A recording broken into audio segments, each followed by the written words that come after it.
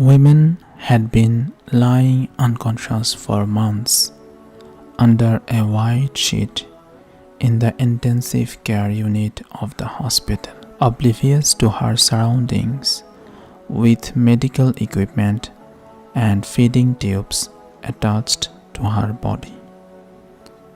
A computer was constantly noting her heartbeat and recording her other vital signs. Doctors and nurses in white coats examined the patient at irregular intervals, but would always shake their heads in disappointment. A nurse also watched over the patient. Her husband and their son would visit without fail twice a day.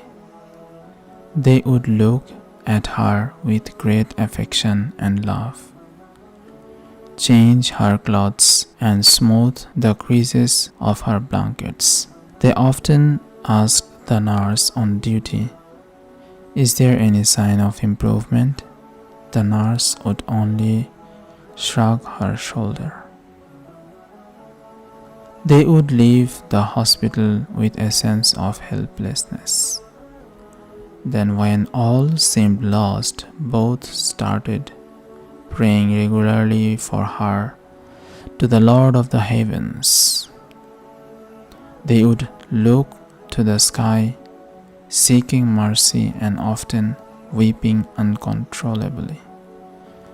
The doctors and paramedics felt sorry for them and wondered why they visited her so often. In fact, one day a doctor asked the man, "Why do you take the trouble to visit twice a day?" "She is not recovering at all," the husband simply replied. "I seek the help of God. I seek the help of God." Then, one day, a miracle took place at the hospital. The patient, who had been lying paralyzed for months, started moving her bed, opened her eyes, removed the oxygen mask, and called the nurse. The nurse was astonished and could not believe her eyes. She rushed over to the patient. The patient asked her to remove all the medical tubes attached to her body, but the nurse replied that only the doctors could remove the machines. She called the doctor, who was also completely shocked at the patient's remarkable recovery. The doctor ordered an immediate examination of the patient, asked for the machines to be removed, the room tidied, and the patient cleaned. After a while, when visiting hours began, the women's husband and son arrived at the usual time. When they went into the room, they could hardly believe their eyes. They both burst into tears of joy. The family's wife and mother had been cured. When the doctor saw this happy scene, he asked the husband, "Were you hopeful that one day your wife would completely regain her health?"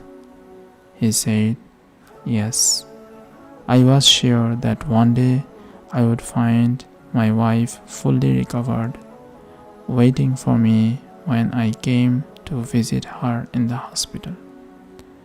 The doctor then said, "Your wife has her health back, but to tell you the truth, the credit cannot go to the hospital nor to the doctors.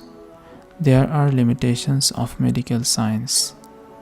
We try to treat the patient to the best of our knowledge and abilities. I ask you by God, "What have you been doing during this time? What routine have you been following?" The man replied, "I will tell you the truth, because you have asked me in the name of God. When I first visited my wife, I was satisfied that she was stable and her condition was not deteriorating.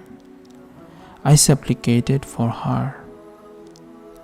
In our neighborhood, my son and I gave charity and alms to beggars and the needy, and asked them to pray for my ailing wife. Today, God Almighty has rewarded me for my patience and prayers. I have my wife back." See, this incident makes it clear that we should never lose hope in the mercy of the God. We should stick to charitable acts, patience, and prayer. If we do so, God, the Lord of honor, will certainly bless us with His miraculous help. For God, nothing is impossible. That's the moral of the story. See you in the next story.